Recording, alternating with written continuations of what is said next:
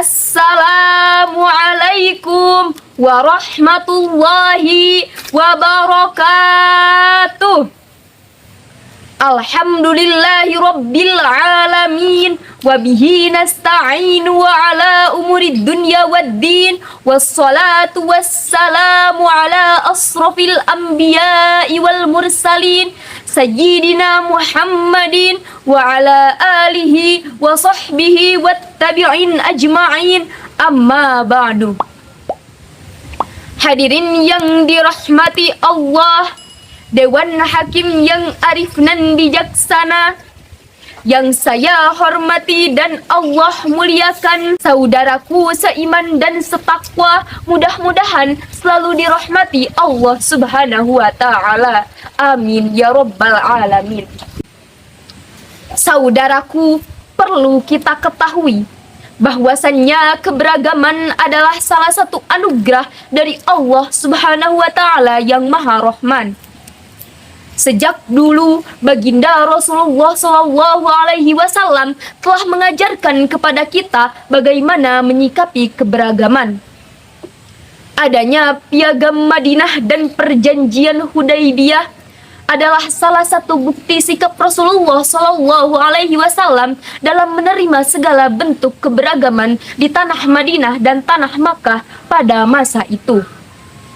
Hal ini membuktikan bahwasannya keberagaman adalah salah satu hal yang dapat mengantarkan manusia kepada kesejahteraan, kedamaian, keadilan, dan juga ketakwaan. Apalagi kita hidup di negeri Indonesia ini, beribu-ribu pulau, berjuta-juta masyarakat bersatu dalam keberagaman. Maka sudah sepatutnya kita sebagai umat Nabi Muhammad SAW menjunjung tinggi keberagaman itu dengan ukhuwah Islamiyah, ukhuwah wataniyah, dan ukhuwah basyariyah, sehingga tercipta negeri yang baldatun thayyibatun wa rabbun ghafur, negeri yang baik dengan Rabb yang Maha Pengampun. Amin ya rabbal alamin. Hadirin yang dirahmati Allah Subhanahu wa ta'ala, berbicara masalah keberagaman dalam Quran surat Al-Hujurat ayat 13, Allah Subhanahu wa ta'ala berfirman, Ya ayyuhan nas, hei manusia, inna khalaqnakum, sesungguhnya kami menciptakan kamu min dzakari wa untha, dari seorang laki-laki dan seorang perempuan, wa ja'alnakum, dan menjadikan kamu syu'uban wa qabaila, berbangsa-bangsa dan bersuku-suku, lita'arafu, supaya kamu saling kenal mengenal. Inna akramakum, sesungguhnya yang paling mulia di antara kamu, atqakum, yang paling bertakwa di antara kamu. Innallaha, sesungguhnya Allah, alimun, maha mengetahui, khabirun, maha melihat. Hadirin, di dalam kitab tafsir At-Tabari karangan Asy-Syaikh Al-Imam Abu Ja'far Muhammad bin Jarir At-Tabari mengatakan dalam kitab tafsirnya jilid 23 halaman 728 bahwa maksud dari lafaz wa ja'alnakum syu'uban wa qabaila lita'arafu adalah Allah menciptakan umat manusia itu serasi. Sebagian ada yang bernasab jauh namun tetap bersaudara, dan sebagian ada yang bernasab sangat dekat. Artinya seluruh umat manusia itu bersaudara, satu nasab, meskipun terdapat segala perbedaan atau keberagaman. Saudaraku, Insinyur Soekarno mengatakan, negeri ini, Republik Indonesia ini, bukanlah milik suatu golongan, bukanlah milik suatu agama, bukan milik suatu adat istiadat, bukan juga milik suatu kelompok etnis. Tetapi negeri Indonesia ini adalah milik kita semua dari Sabang sampai Merauke. Dan Insinyur Soekarno pun mengatakan, kalau jadi Hindu jangan jadi orang India, kalau jadi Islam jangan jadi orang Arab, kalau jadi Kristen jangan jadi orang Yahudi, tetapi tetaplah jadi orang Indonesia dengan adat budaya Nusantara yang kaya raya ini. Maka sudah seharusnya keberagaman itu menjadikan jalan menuju persatuan rahmat semesta, menjadikan jalan untuk pulih bersama dari segala macam cobaan atau ujian yang telah ditimpa oleh bangsa ini. Dan dengan persatuan kita wujudkan bangkit yang perkasa, bangkit dari segala keterpurukan, bangkit dari segala kekurangan, dan bangkit menuju kejayaan. Persatuan itu harus dirawat, harus dijaga dengan nilai-nilai nasionalisme.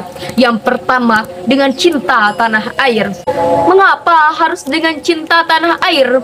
Karena dulu ada seorang ulama Jawa Timur, sang muassis Jam'iyah Nahdlatul Ulama bernama Kiai Haji Hadratus Syekh Muhammad Hasyim Asy'ari mengatakan, hubbul waton minal iman. Mencintai tanah air sebagian dari iman. Dengan cinta tanah air kita jaga persatuan, dengan cinta tanah air kita jaga persaudaraan, dan dengan cinta tanah air kita wujudkan rasa kekeluargaan. Yang kedua, dengan toleransi dan menghargai perbedaan. Mengapa harus dengan toleransi? Apakah ada manfaatnya dengan toleransi?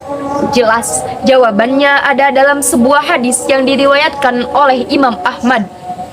Ani Ibnu Abbasin qala, dari Ibnu Abbas ia berkata, qila li Rasulillah sallallahu alaihi wasallam, ditanyakan kepada Rasulullah sallallahu alaihi wasallam, ayyul adyanu ahabbu ilallah, agama apa yang paling dicintai oleh Allah?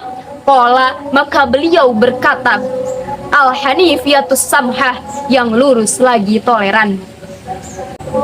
Saudaraku sebangsa dan setanah air, dari awal sampai akhir dapat kita tarik kesimpulan bahwasannya persatuan menjadi salah satu wasilah menuju bangkit perkasa adalah persatuan yang didasari rasa persaudaraan, rasa kebersamaan, dan rasa kekeluargaan. Karena bangkit perkasa tak mengenal kata beda. Siapapun orangnya, dimanapun orangnya, selagi warga Indonesia, maka tetap satu nusa, satu bangsa. Hadirin yang dirahmati Allah Subhanahu wa Ta'ala, mungkin cukup sekian pidato yang dapat saya sampaikan. Mohon maaf apabila banyak kesalahan dan kekurangan. Polri menjaga kesatuan agar tercipta Ibu Pertiwi. Mari jaga nilai kebangsaan dengan wasilah nilai Islami. Keliling Indonesia pakai pesawat megah, di dalam pesawat ada Mbak Raisa. Jadilah generasi muda yang gagah untuk kebaikan agama dan bangsa. Sebelum saya mengakhiri tausiah ini, jangan lupa like, share, dan subscribe 9 Star Audio. Insya Allah berkah dan jaya. Wallahu muwaffiq ila aqwamit thoriq. Wassalamualaikum warahmatullahi wabarakatuh.